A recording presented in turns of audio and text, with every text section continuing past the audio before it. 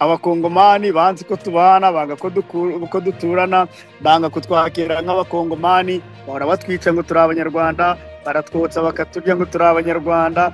So right now tuvugana hari amakuru nasomye ku binyamakuru mpuzamahanga ko M23 yamaze gufata Uvira, no kwango Nord Kivu na Sud Kivu. Amena rwose. Ibyo byo urabivuga iki? Urumva ikibazo kigiye gukemuka? Urumva hakiri urugendo rurerure? Urumva se nyina bo twibuka cyangwa mwibuka bishwe bazira kuba bazira ubwoko bwabo bw'abatutsi? Urumva mu gihe M23 afata South Kivu na Nord Kivu ikahagera controle, mu by'ukuri uba wumva ikibazo kizakemuka cyo guhotera ubwoko bw'ikinyarwanda?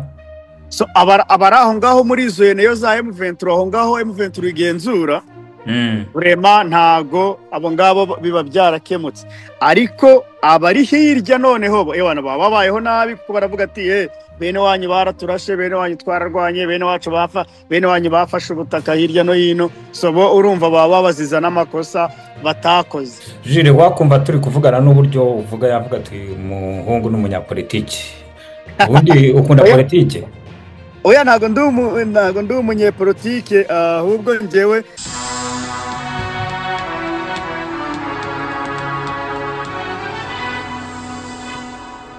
amazina yanjye nitwa Cewu, nkaba ngiye kongera kubana namwe, ndi kumwe n'umutumirwa wanjye rero muri kino cyumweru ni Jire Mukunzi. Jire Mukunzi, urakomeye?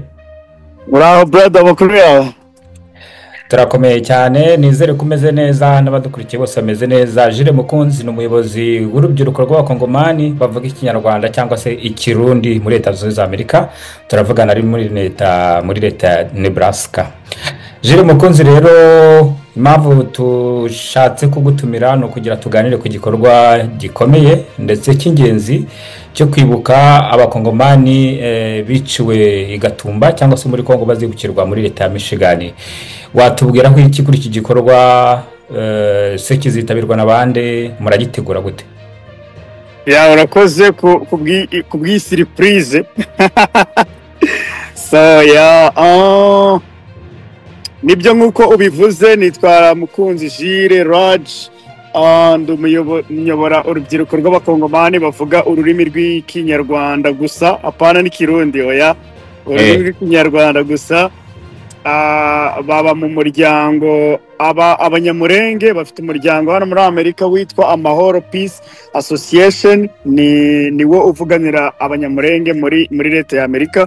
Noneho natwe tugira abakongomani natwe bavuka muri Kivu y'amajyaruguru bavuga ururimi rw'ikinyarwanda, bagira umuryango witwa Isoko. So uwo muryango rero ufite icyicaro wari ufite icyicaro i Kinshasa, ako abayobozi babo bagiye bawufunga kubera ibibazo bya politike. So kugira icyicaro muri Amerika, muri Canada no muri Europe. So rero icyicaro cyo muri Amerika ni njyewe muyobozi w'urubyiruko muri uwo muryango, my brother. So ku kibazo rero warumbajije ku bijyanye no kwibuka ni gahunda igiba nakuze nyibona ahantu twabaga mu Rwanda. Bene wacu baribukaga mu kwa kane, abanyarwanda bakibuka tukifatanya nabo kuko twari dutuye mu Rwanda. Natwe byagera mu kwezi kwa gatanu tariki ya 25 natwe tukibuka, natwe abanyarwanda bakaza kwifatanya natwe. So byabaga mu by'ukuri ni igikorwa nakuze mbona. So rero na hano muri Amerika icyo gikorwa cyarakomeje kiraba, ariko hano muri Amerika abantu bajya baba bari busy, ntago bajya babyitabira cyane. Ntago vraiment ndamenye impamvu, ndi gukora ubushakashatsi menye ibi bintu kubera ko bitajya byitabirwa. So rero bijya biba buri mwaka mu kwezi kwa 12 kubera ko ubwicanyi bibuka bwabaye mu kwezi kwa 8 muri 1997. Abicanyi barongera baragaruka mu kwezi kwa 12 barongera bica abandi bantu. So ku muntu kitwumva bwa mbere yavuga ko aba bantu bicirwaga iki cyangwa se abatutsi b'Ikinyarwanda bicirwaga iki bari mu nkambi? Okay, so abakoze jenoside mu Rwanda bagiye muri Kongo, bageze muri Kongo baravuga ati wow, hano naho aba bantu barebare, abantu bafite amazuru maremare, naho aba batutsi nabo batangira kubica. So ubwo noneho abari begereye u Rwanda bahungira mu Rwanda. So noneho u Rwanda rubatuza mu nkambi yitwaga ku Mubano ku Gisenyi. Noneho ariko u Rwanda rubona ni hafi y'umupaka, ba bantu bashobora kuzagirira ibibazo kuko abo bari bahunze bari bari aho ngaho hakurya muri Kongo. So irabimura ibajyana kure y'umupaka gato ahantu hitwa muri Mudende. So rero aho ngaho niho interahamwe zaje kubasanga, zirabica bwa mbere mu kwa 8, zirongera ziragaruka mu kwa 12, zirongera zirabica mu 1997. 97 Mudende. Ni ngo hano muri Michigan muribuka abatutsi bavuga ikinyarwanda biciwe Mudende muri 97. Yes, biciwe Mudende nibo tuba dufokasinzeho kubera ko nibo Amerika yavuzeho, ni Amerika yamaganye ubwo bwicanyi, ikora urutonde umubare wabishe ibishyira hanze. So abo ngabo nibo natwe dufokasingaho kugira ngo ababikoze bazagezwe imbere y'ubutabera, babazwe ibyo bakoze.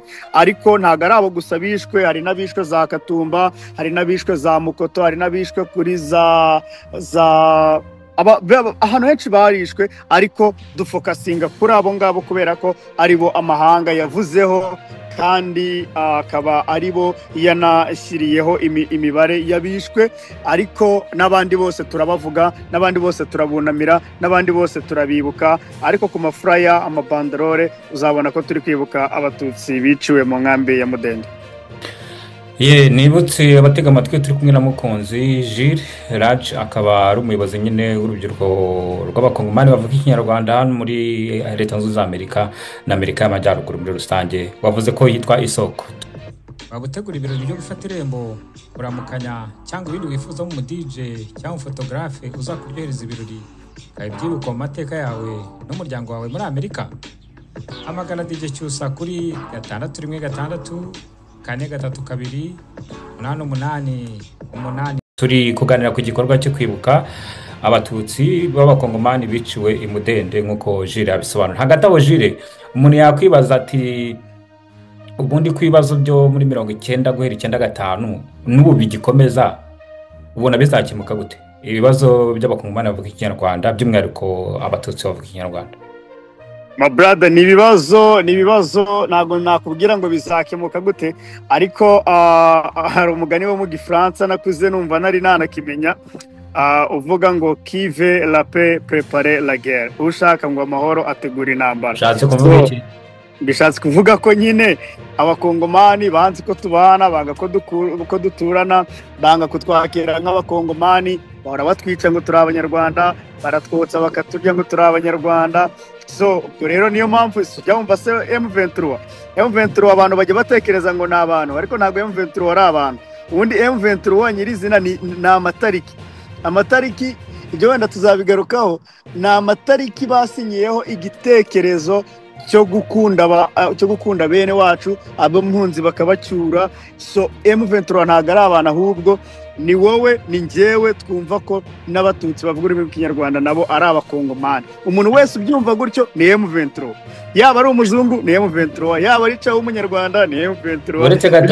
Uretse gato Jire, ku bantu bakurikira politike mpuzamahanga, hari amaraporo menshi bavuga ngo M23 ngo abantu benshi bavuga ko M23 idahari ahubwo ngo ari u Rwanda. Ibyo byo bivugaho iki? Kandi ndi kumwe n'umu M23 hano. So M23 my brother, M23 ntago ari abanyarwanda. Bafata perezida wo muri Kongo bakamwereka amafoto y'abanyarwanda, bakamwereka n'amafoto ya M23, akavuga ngo ni abanyarwanda. Nese kankubaza, njyewe ntavuze wamenya ko ntari umunyarwanda? Oya. Nje nawe turi kujyana twembi batwita abanyarwanda, sibyo? Cyane. Ko ntago ariko biri, uri umunyarwanda ngenga umukongomani. So rero niyo confusion nyine, abanyarwanda turasa, tuvuga ururimi rumwe, dusangiye umuco, turasa, turareshya, dufite amazuru angana. So nyine abanyarwanda nyine turasa. So ariko ntago turi abanyarwanda compter kera mbere y'imipaka batarayica, twese twari u Rwanda, nta mateka azwi. Abakoroni baraje baca imipaka, dusigara muri Kongo, abandi basigara mu Rwanda. Ibyo nta ruhare twabigizemo, ntibashaka kutwirukana, batwirukangane n'ubutaka bwacu. Ese ubwo ngubwo niba sogokuru baramukatiyeho umupaka, ubwo nka data wamwirukana ngo najye he? So urumva rero niko kwakundi kwirukansa abantu ngo babimpunzi, kandi ibyo ntago abantu bashobora kubyemera. N'Imana ntago gikunda abantu bari ishyanga buriya, ntago ibikunda rwose. Ushatse kuvuga se ko abantu bari inaha muri Leta Zunze Amerika b'abatutsi bavuga ikinyarwanda Imana itabakunda? oya irabakunda ntabwo aribyo mvuze n'abandi bose bari mu nkambi irabakunda ahubwo icyo ndi kuvuga abantu bose bari kurwanira icyiza amahoro umutuzo n'umutekano Imana ijya ibajya imbere kandi ikabashyigikira. ese ubundi ubu abakongomani bavuga ikinyarwanda bari muri Leta Zunze Ubumwe za Amerika baje muri porogaramu z'ubuhunzi baba abanyamurenge baba abanyamasisi n'abanyarucuru mwavuga ko muri impunzi cyangwa mwavuga ko mwabaye abanyamerika byarangiye? biterwa n'ibyangombwa ufite. So iyo ufite icyangombwa cyitwa permanent iriya bayita gute permanent authorization card iriya uburi impunzi. Iyo ufite green card yitwa permanent resident uburi impunzi muri Amerika ariko yitegura kuzaba umwenegihugu. Iyo ubonye ubwenegihugu uburi umwenegihugu wa Amerika akase ko kuba uri umwenegihugu stili n'ubundi iyo bavuze ngo abimukira n'ubundi wiyumvamo. Ikibazo kiravuga kiti murifuza gutaha se murifuza kuzasubira muri Kongo mugatura mukareka Amerika? Arega si ngombwa ko tunasubira muri Kongo, hari ababyifuza hari n'abatabyifuza, ariko twese icyo duhuriyeho nubwo tutabyifuza ariko tugire mu rugo. Reba ukuntu ujya wishimiye uvuze ngo I'm diaspora. Nice man, thank you. Urumva reba ukuntu ujya uvuga ngo I'm diaspora, uri mu diaspora ukajya mu Rwanda ngo uri mu diaspora. Mu Rwanda hani ukoze ikosa bakakwirukana, u Rwanda rurakwakira. Waba uzi iyo abakongomani bakoze ikosa bibaho i Kinshasa bigenda bite? I wish ntubimenye. So rero ku kibazo warumbajije niyo tutataha ngo duture muri Kongo ariko byibuze tuba abakongomani baba muri Amerika ariko bafite mu rugo bafite aho bakomoka kandi hahandi bakomoka naho habemera ama brother. Uzi batwita mu Cyongereza twitwa aba stateless man. Turi abantu batagira mu rugo, batagira igihugu, batagira aho bavuka kandi tuhafite twavutse ku gifu musaza. Okay, right now tuvugana hari amakuru nasomye ku binyamakuru mpuzamahanga ko M23 yamaze gufasha Uvira n'uvuga ngo Nord Kivu na Sud Kivu. Amen rwose. Ibyo byo urabivuga he iki? Urumva ikibazo kigiye gukemuka? Urumva hakiri urugendo rurerure? Urumva se nyina bo twibuka cyangwa mwibuka bishwe bazira kuba bazira ubwoko bwabo bw'abatutsi? Urumva mu gihe M23 afata South Kivu na Nord Kivu ikahagera controle, mu by'ukuri uba wumva ikibazo kizakemuka cyo guhotera ubwoko bw'ikinyarwanda? So abari aho ngaho muri izo yeneyo za M23 aho ngaho M23 igenzura urema ntago abo ngabo biba byarakemutse, ariko abari hirya noneho ewana babayeho nabi kuko baravuga ati bene wanyu baraturashe, bene wanyu twararwanye, bene wacu bapfa, bene wanyu bafashe ubutaka hirya no hino. So bo urumva baba baziza n'amakosa batakoze, urumva. So ariko rwose M23 ikontorera biriya bice, Imana ikabitugabiza tukabibamo, hakaba mu rugo, impunzi zigataha natwe tukagira mu rugo. Ewana ikibazo cyaba gikemutse burundu, ariko burundu. Kumbona amahanga se, kumbona amahanga atabumva, urumva bizakemuka gutyo gusa? Cyangwa urifuza gukorera petition no kudekarara umubyeyi wawe, fiancé cyangwa uwo mwashakanye ukiri muri Afurika? Chewe Immigration Consulting ni igisubizo. Twandikire kuri guteranya 1 6 1 6 3 18 6 7 8 4. Iyi nimero iri no kuri WhatsApp, tuvugane kuri solution ku bibazo byawe maze ubone umuntu wawe agusanga. Amahanga ntago yigeze yumva FPR ariko yafashe u Rwanda. Amahanga ntago yigeze yumva M26 yabace Givarana ba Fidel Castro ariko bafashe Cuba. So rero ntago ari ngombwa ko amahanga abumva, ahubwo mwebwe iyo mwumvikana mugashyira hamwe, Imana ijya imbere iteka. Imana igiba ku ruhande rw'abantu bari kurwanirira ukuri muvandimwe wanyu. Abakongomani bavuga ikinyarwanda, abavuka mu majyepfo n'abavuka mu majyaruguru bashyire hamwe, bakundane, batahirize umugozi umwe. Si ngombwa ko amahanga azabumva, ahubwo bo barihagije kugira ngo bagere ku cyo bagomba kugeraho. Mbibutse ko ari Raji Mukunzi uhagarariye urubyiruko rw'abanyarwanda rw'abakongomani bavuga ikinyarwanda bo mu bwoko bw'abatutsi muri Leta Zunze Ubumwe za Amerika n'iy'Amajyaruguru. Turavugana herereye muri Leta ya Nebraska muri Leta Zunze Ubumwe za Amerika nyine. Turi kuganira ku gikorwa cyo kwibuka abatutsi bishwe bazira nyine ubwoko bwabo, bavuga abakongomani b'abatutsi bavuga ikinyarwanda biciwe imudende. Genda cyarice kuri mikorojire mu gihe turi gusoza nyine, ni iki wabwira abantu kugira bazitabire uyu muhango muri rusange wo kwibuka aba bantu bazira ubwoko bwabo bakazira ariko no kuvuga ururimi rw'ikinyarwanda bisanze Yeah, bafite abatahise. nta muntu ku isi wishimira abantu bica abandi, so rero bajye baza twicare batubwire amateka ukuntu byagenze, impamvu byabaye, uko byateguwe, uko byashyizwe mu bikorwa, kugira ngo nibwo tuzagira umutima wo kubirwanya. Hariya bazatwereka amavideo ukuntu byagenze, ukuntu abantu bishwe, bazatwereka ibintu byinshi. So bazaze, abantu bose baze, abari muri Michigan n'abari hafi yaho. Tuzagira ibikorwa bibiri ku isabato nijoro kuva saa 12 kugera saa 3 tuzagira ijoro ryo kwibuka, aho tuzaba turi mu cyumba cyuzuye amabuji murabizi ko asobanura urumuri rw'icyizere. tuzaba dufite abantu bari kuvuga imivugo, indirimbo zo kwibuka, abasaza bazaba batugezaho amateka bari bahibereye, apana twe kuvuga ibyo twumvise cyangwa twasomye. So rero bazaze, vraiment bizaba ari ibintu byiza. Ku cyumweru mu gitondo twatekereje ko abapantekote basenga ku cyumweru bamaze gutaha nka saa 6, ubwo saa 7 tuzahita dukomeza noneho igikorwa nyirizina cyo kwibuka, kizatangira saa 7 kikageza nanone saa 1 za nijoro. Vraiment bizaba ari ibintu byiza. Ndazi kuguhereza ama adresse uyashyireho, abantu bashaka kuzaza bazaze. N'abandi bantu bateze indege, hari abazava Texas, mu ma state yose akikije Amerika. Vraiment abantu bazaza, bazaba baje kwifatanya n'abanyamishigani kwibuka. Iki gikorwa rero kijya kibera muri, baratoranya bakavuga ati uyu mwaka kizabere hehe, bakareba state irimo abantu benshi kugira ngo kizahabere, kugira ngo iki gikorwa kigende cyakira abantu. Ubushize cyabereye, thank you man, cyabereye muri leta ya Texas, umujyi wa Dallas. So ariko ubu ngubu kizabera Michigan. So umwaka utaha sinzi aho kizabera, ni gutyo kigenda kiba hirya no hino, ariko abantu bazabyitabire. Ni ibintu byiza cyane. Jire, wakumva turi kuvugana n'uburyo uvuga, yavuga ati umuhungu n'umunyapolitiki, ubundi ukunda politiki?